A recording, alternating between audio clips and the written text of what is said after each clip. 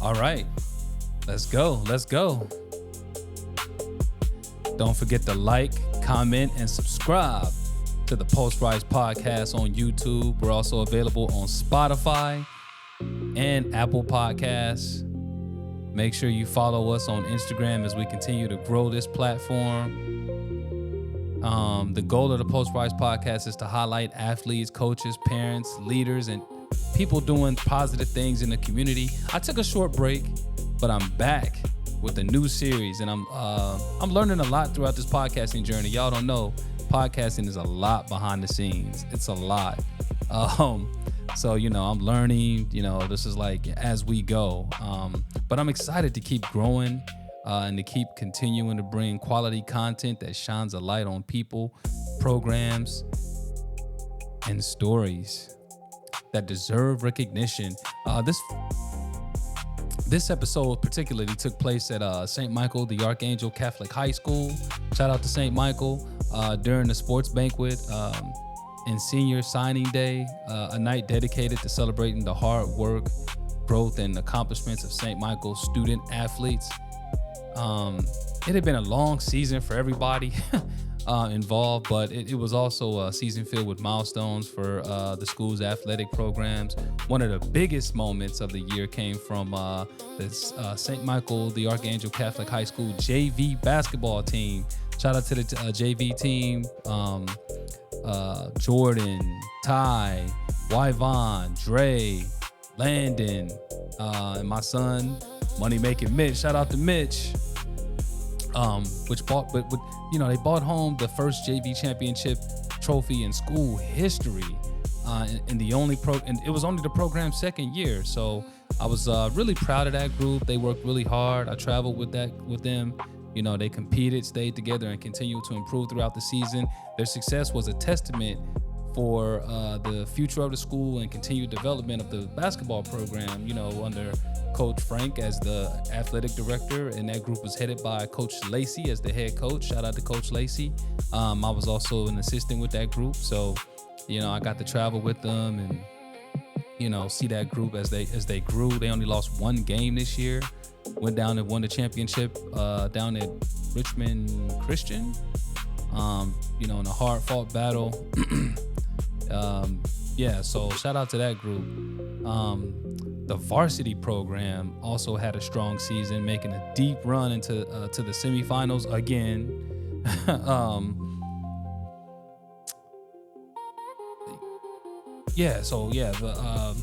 And the football program continued building momentum as well, laying a foundation for the future of the school's athletic programs. This night was especially important because St. Michael's officially signed opportunities to continue their athletic career at the collegiate level in football and basketball. A majority of accomplishments for athletes, their families, and coaches, and the St. Michael community.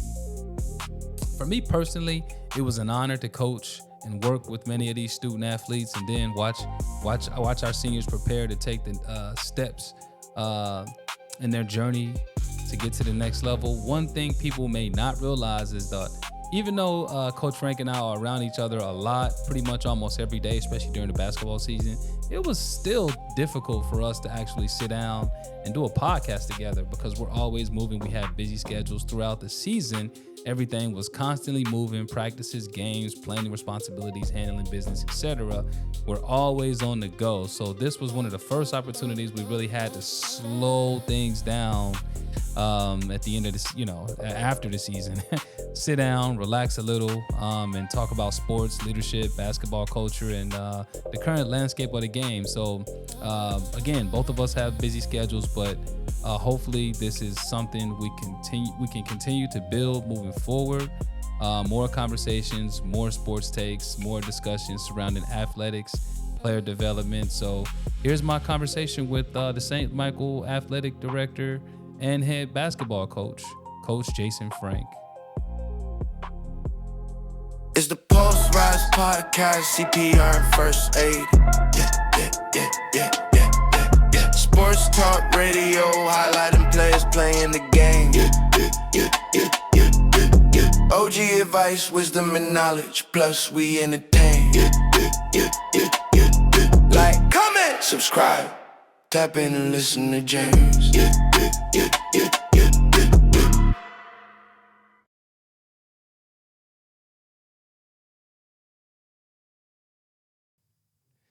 All right, we're live. We got Coach Jason Frank. We're live, we're live, we're live. Yo, man, Coach Frank, you have been elusive, with your schedule and everything, man. It's a pleasure to finally get you on the pod. I know this time of year is like really busy for you. Yes. It's been a pleasure to, be your assistant over the last couple of years. Yeah, man. And you're also the athletic director as well. So today was a big day because we had signing day and we also had the banquet. Yes. Yeah, man. Like talk a little bit. Let's start with the banquet, man. Like let's start with that, man. Because a lot of work that went into this thing. Yeah. So the athletic banquet here, it's an annual thing. Yeah. It's honestly probably my favorite day of the year. Okay. In terms of me being the AD and the head coach and just a pillar in the building here. Yeah. It's a chance to really celebrate all of our student athletes. Yep. And it gives them a chance. It gives us a chance as a school to really sit down and celebrate our kids and their accomplishments. Yep. And we had nine kids sign today to play college athletics. Yeah. And I think that gets lost in translation. How hard they work, how hard they've worked to get here. And the banquet for us is a way, because obviously we're a much smaller school. Yep. We're a small private school. Yep. So it's a really family-oriented event that allows everyone to really come together and celebrate. And it's honestly my favorite time of year. And because it's always about a week prior to graduation. Yeah. And graduation means, obviously no more school for the year. But no, man, I'm super proud of our kids. I'm super proud of, all of our coaches, our staff, and, our entire faculty. So really, really special day for St. Michael. Yeah, for sure, man. And one thing about you, man, is like that I noticed about you, you put a lot of work, into this thing, especially, we talked about, you're dual-hatted as an athletic director and as a coach, but it's on the basketball end, you put a lot of work into it, film study, doing homework, game plans, like, you're a good coach, man. Thank you. Yeah, man. Thank you. you. We have, we talk about, different things, all the time. I think that you've done a phenomenal job with the basketball program here. Can you talk a little bit about, your journey with the basketball program, and how long you've been here and, what you started with and where we are now? Definitely. So 2020, I was working in Quantico as a federal police officer.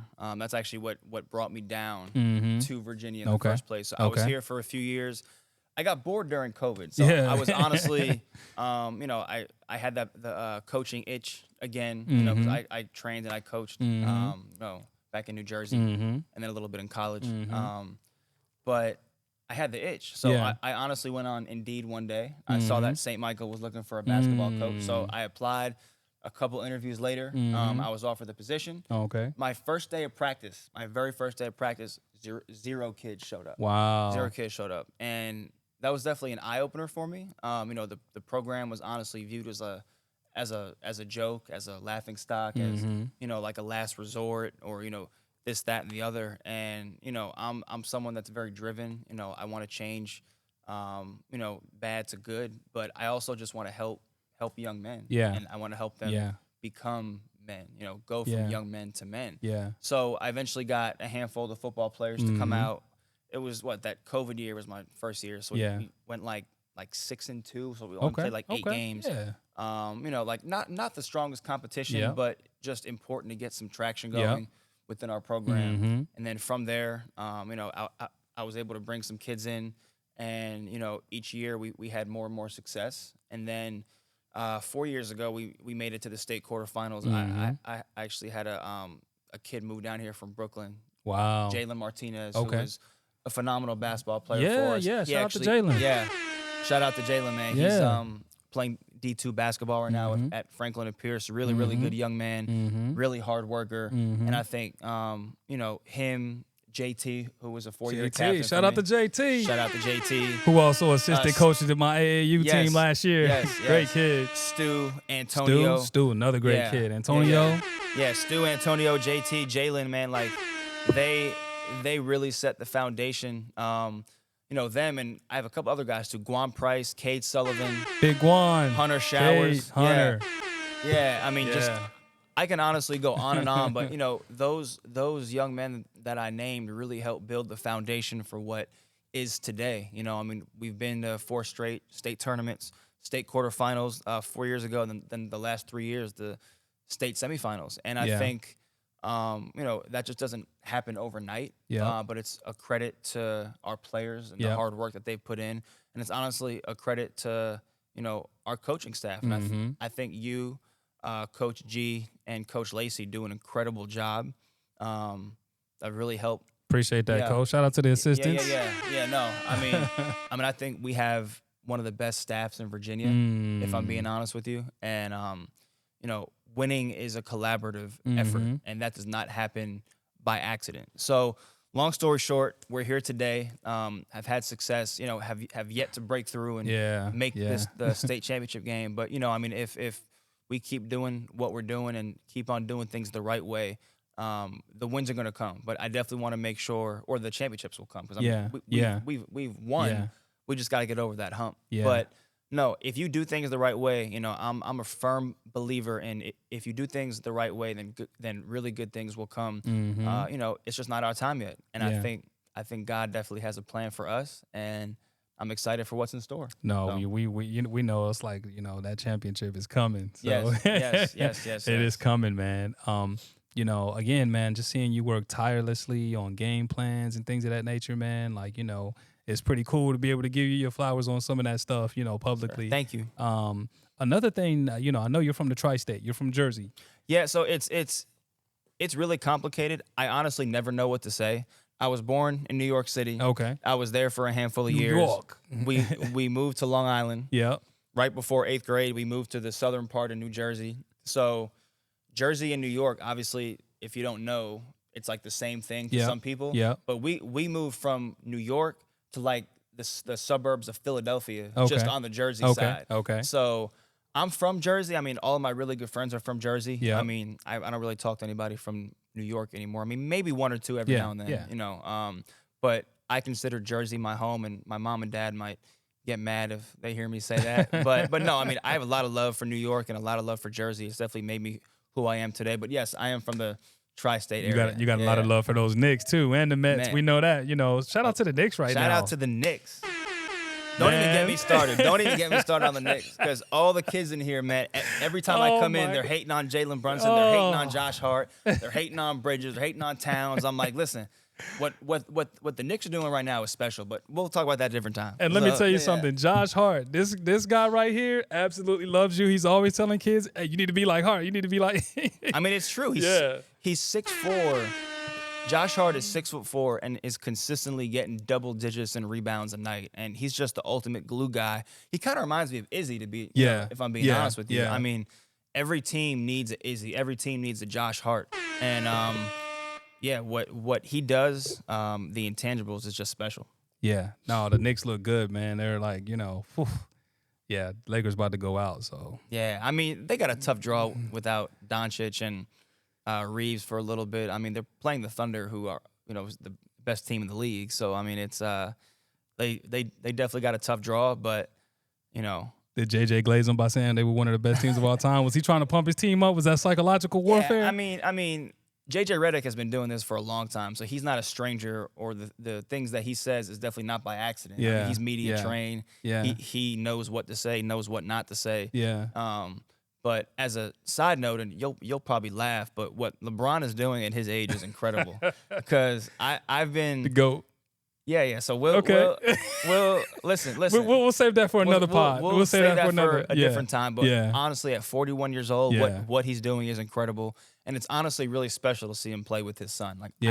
Like, there was this one play, he threw him a oop from like half court, and I'm like, man, like. Of course, people only dream of doing that stuff. I know. Of course, he never texts me and says that. He won't give me the satisfaction, but he gave me the satisfaction right here on the Post Price podcast. So there we go. Shout out to King James. I wanted to go back to this just real quick, and we're not going to be too much longer, Coach. But just the Stockton and Jersey. So you opening up the the door, for your players to be able to go play in Jersey, get some additional exposure. Definitely. With some of the different schools up there. Talk a little bit about that and Coach Bitt and, Yeah. So shout out to Coach Bitt Shout out to Coach Bitt. Stockton. Yeah. I think the biggest thing now that a lot of kids and parents and coaches, I think the biggest misconception is if I work hard, if I score 15 points a game, I'll play in college. And the truth of the matter is, if you don't get seen by the right people, it doesn't matter what your numbers are. It doesn't matter what you do. It's important to be playing on the right team, play in front of the right people, and it's all about the connections and networking, as you know. And I think, the harsh reality is every kid is not good enough to play college basketball. And I think that's a harsh reality for some people, for some parents. But if you work hard enough, anything can happen. Yeah. But the truth of the matter is, in the tough conversations is, it's hard to play at that next level. Yeah. Like, it is very, very difficult. You know what I mean? And now with the transfer portal and JUCO and all these other things, I mean, it's killing the high school game. It's killing high school kids as far as the recruiting. Yeah. But I just want to do my part, and Coach Bitt has been fantastic. So every year, in late May or early June, the last 4 years, we've gone up to Stockton and have played in their team camp.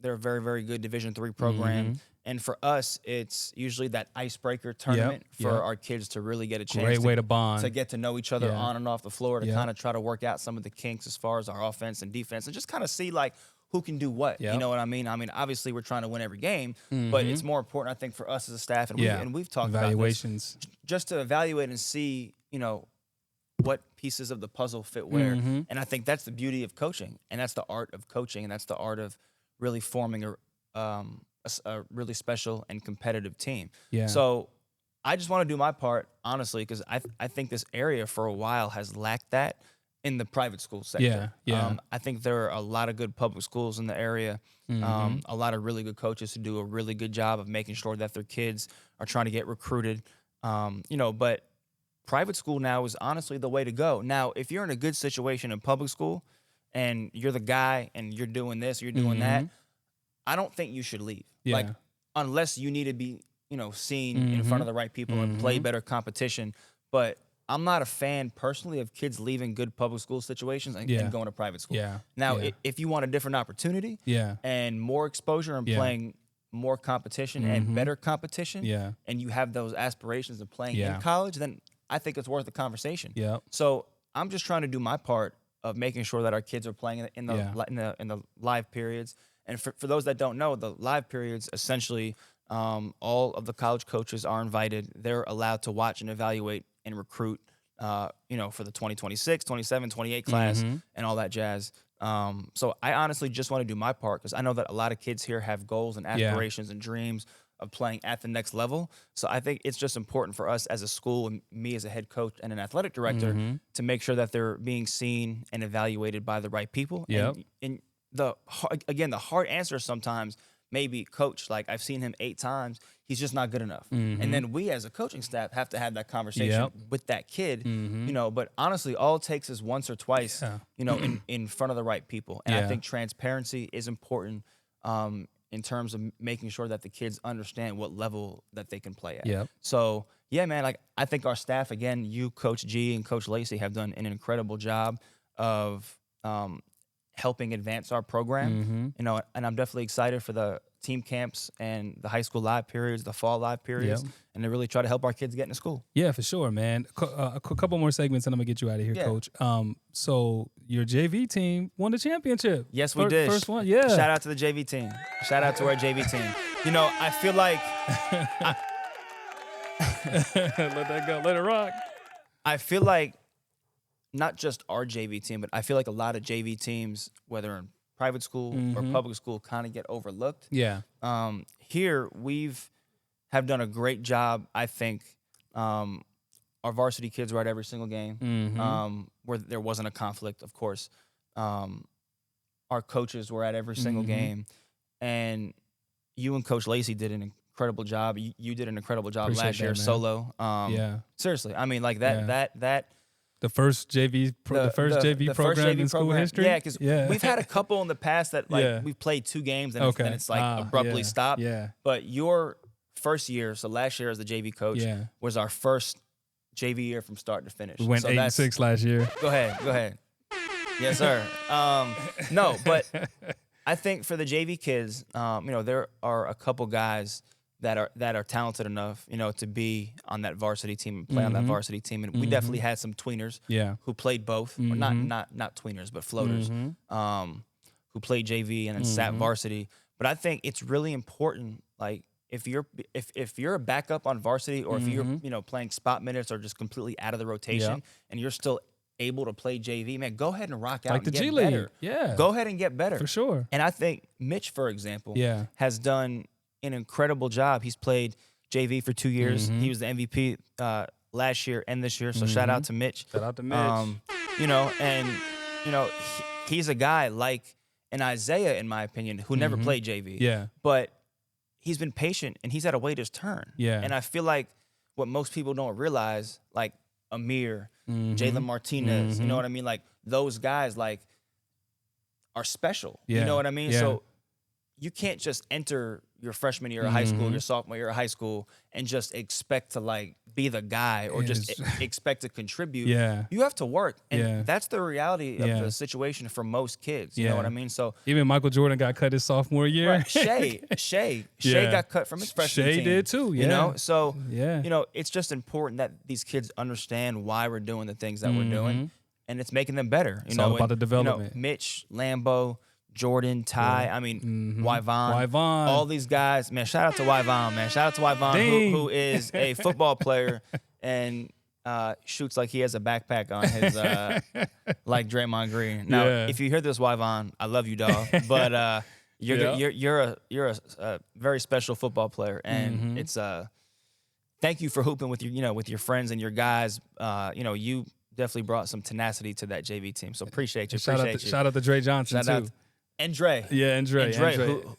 Who's an electric shooter. Yeah. An electric shooter. Go ahead. Oh, and then you're the varsity team. We got, Christian Myers, who's first team All State. And all conference. And then we got Amir Savage, is a back-to-back first team All State. Yep. Player of the year. Player of the year. Yep. Isaiah Savage, second team. All conference.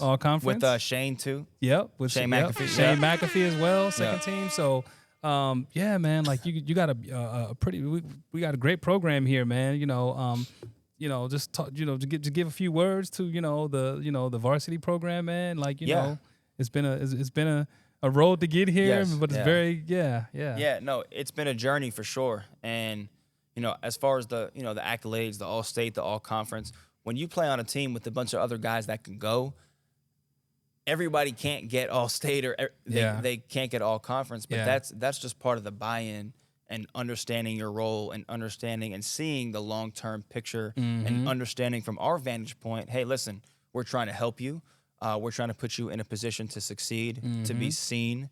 And I think for us, again, as a coaching staff, that we do a very good job of really making sure that our kids understand the process of what it takes to play at that next level and have fun along the way, and win. So that's been the greatest thing about this is, the wins are nice, but the things in 10 years, when I'm your age, that I'll remember. 11 years.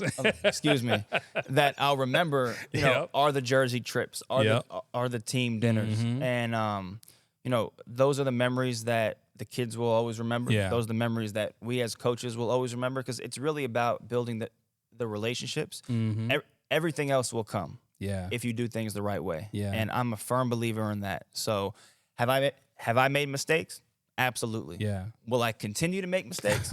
Absolutely. But you know what? Like, we all do. I don't think there's any coach that's perfect. There's no player that's perfect. Yeah. I think even coaches, we have to be coachable as well, because if we're not doing what we're preaching, then the kids are going to see that and be like, okay, Coach Frank, Coach Arrington, Coach G, Coach Lacey, they don't. Well, no, like it's important for us to also self-evaluate and understand where we can get better. And I think that's hard for a lot of coaches to acknowledge and say out loud. but I think that's what inspires growth, as a coaching staff and as a program and as a team. So yeah, I'm super proud of how far we've come. Yeah. As a program, as a family, because I truly view this as a family. Yeah. I love so Coach James Parker, who won 4 or 5 state championships at Fairfax Christian, who's now up at Riverdale Baptist. I saw that. Yeah. Shout out to him. He's a great dude, a great coach.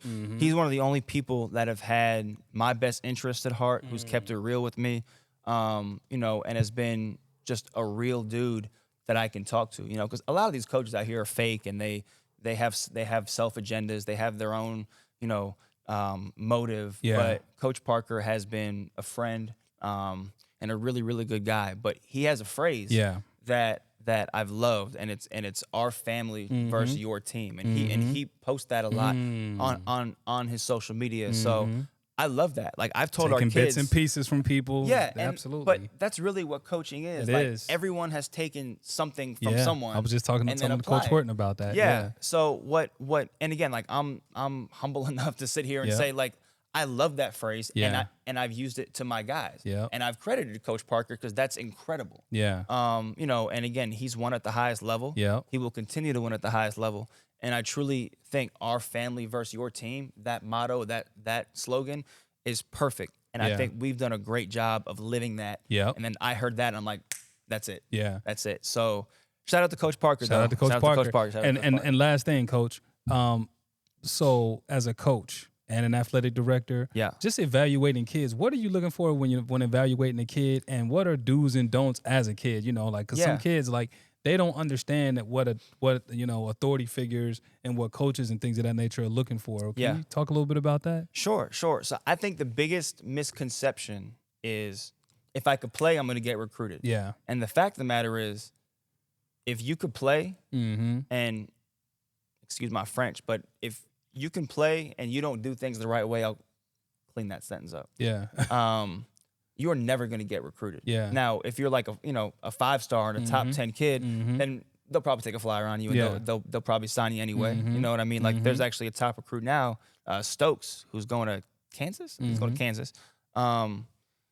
He's had all sorts of trouble off the floor. But again, if you can play, if you're an NBA lottery pick, they'll, But for the average kid, for the kids in Fredericksburg, the kids in Virginia, just the average kids anywhere that are just trying to make it and get any opportunity to play, it's important that, one, your social media is clean. You know social media, okay. Social media, and I'm not even saying that it has to be, like, we've had conversations about kids' social media before. Yeah, and it's just important because you never know who's checking on your page. They ask about your family life. Yeah. A lot of the college coaches, there have been several times where, like, our math teachers, our English teachers here have gotten calls and have asked what kind of student they are in class and in school. And if they're calling you, they already know that you can play. Yeah. They already know that, okay, like, on the floor, I'm good. Now, do they check all the boxes off the floor? So I think a big thing, too, is there are a lot of parents that try to live vicariously through their kids. It's important for the parents to be involved, but not do too much. Yeah. You know what I mean? So, that's I hope I answered your question. Yeah, no, you did. Those are the main things. I would stay humble, stay grounded, be coachable, be respectful. Yeah. Make sure your social media is clean. Yeah. Obviously your grades are good. And just be yourself, man. All these coaches know that you're kids and that you're a young man and that you aren't perfect. Yeah. But how's your character? And listen to your parents. Always listen to your parents. Listen to your parents. Most of the time. Yeah. I'm just kidding. Always listen to your parents. Always listen to your parents. Oh boy, look, we gotta run it back, man. I have another pod because that's a whole nother conversation too. Yes. But and one last thing, just with evaluating kids, like a lot of kids feel like they have to go drop 30, or they want to shoot the ball every time. Talk a little bit about that. What coaches are actually looking for? You speak to these collegiate coaches a lot, So is that something that they're looking for? So look, if you can drop 30 every night and do it clean and shoot efficiently, like. I hate the coaches or the people, it's not all about dropping 30. Well, listen, if you're dropping 30 every night, you're going to get recruited. But again, for the average kid, right? Do you pass the ball? Do you pass? Do Are you have making a the good right read? basketball IQ? Are you making the right read? Can you guard? Yeah. Right? You can only play at the level that you can guard at. Yep. Right? So if you can't guard anybody but are scoring 20 points a game, you may or may not get a scholarship look. But, I mean, if you can't stay in front of anybody, why would anybody recruit you? You know what I mean? But actually, Coach Hurley just said, listen, like, I'm taking these offensive guys now. Like, I could teach you how to guard, but I can't teach a defensive guy how to score. And I think there's some truth to that. But I think the main thing is you got to play the right way. You have to guard. You have to talk and communicate. And I mean, honestly, like, you know, everything else will kind of figure itself out. But just try to impact the game as best as you possibly can, and do your best to impact winning. And I feel like if you do that, like with our guy Amir, I mean, you know, he really took off scoring wise these last couple years, but we had to 800 assists. Yes. We had to beg him to be selfish. We had to beg him to be selfish because he's such a gifted scorer and a gifted basketball player. But he grew up being taught to play the right way, and that's a great thing. All the college coaches that have recruited him have loved that aspect to his game. But coach, we know he could score, man. Tell him to put it in the cup. So once he really started to figure that out, man, like he was hands down the best player in the area, and it really wasn't even close, to be honest with you. And you know, I just think it's important for everyone to trust their work, trust the process, because if you can play and your coaches are doing their part and you and your parents are doing your part, you will put yourself in the best possible position to get seen and recruited. Great example. Amir Savage, 1,900 points, could have easily gotten 2,000, you know, but he plays the right way, you know. Definitely. So that pretty much wraps that, Coach. I appreciate it, man. Sir. We got to sit back down and do this again, man. Definitely. It's been a long time coming, so I had to get you for 30 minutes. Shout out to my lovely wife over there, a.k.a. my cameraman, Nikki. Go ahead. Yeah. And our key word of the day is what, Coach? Persistence. Persistence is our word of the day. If you know, you know. Yeah, man. It's been a pleasure, Coach. Man. Yes, sir. All right. All right.